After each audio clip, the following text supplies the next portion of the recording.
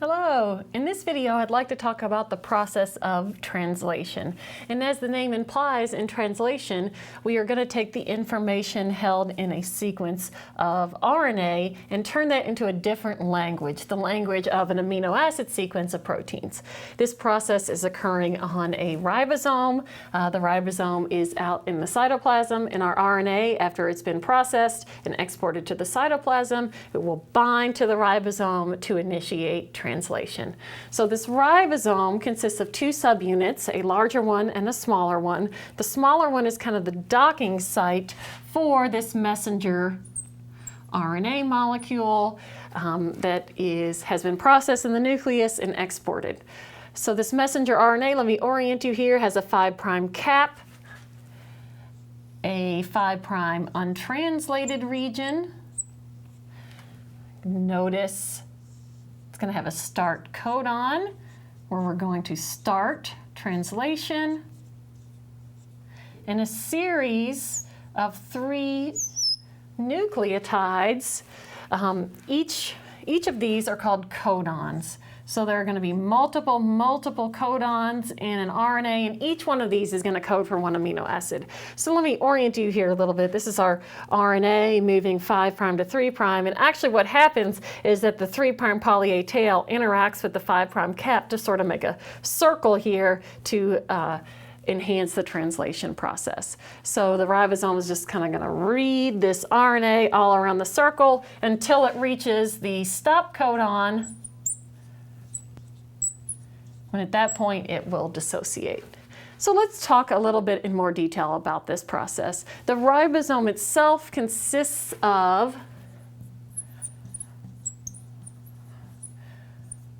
ribosomal RNA, so there's actually RNA within this ribosome and proteins.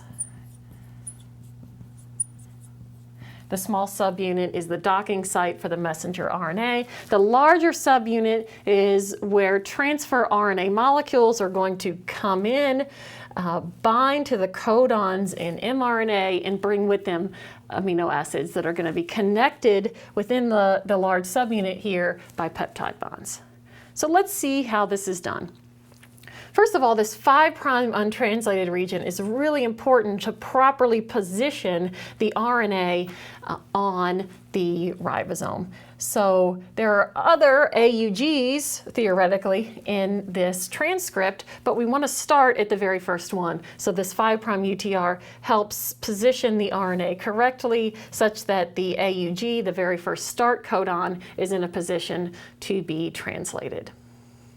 So when we're doing translation, what happens is that a tRNA comes in that is complementary to the codons in the mRNA. So this is not going to be magic. The cell actually, lots of different tRNAs will come in, and only the ones that have a match of at least 2 nucleotides of the 3 will come in and interact with the codons. So here,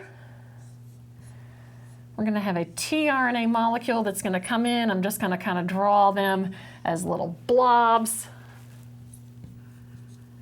And this tRNA has what's called an anticodon that is complementary to the codon in the RNA molecule. It's complementary and it's also antiparallel. So this anticodon be in the 3' to 5' direction, because this RNA is in the 5' to 3' direction. So this transfer RNA molecule has this anticodon, interacts via hydrogen bonds with the codon, and there are lots of different tRNA molecules in the cell, and each one with its different anticodon has a different amino acid attached to its other end.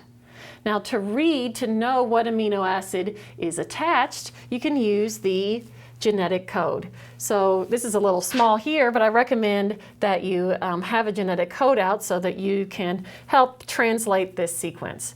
So notice that the genetic code is codons in the mRNA. One common mistake is to look at that genetic code and read them as anticodons. That's not what you do. So notice that an AUG in the codon table encodes methionine.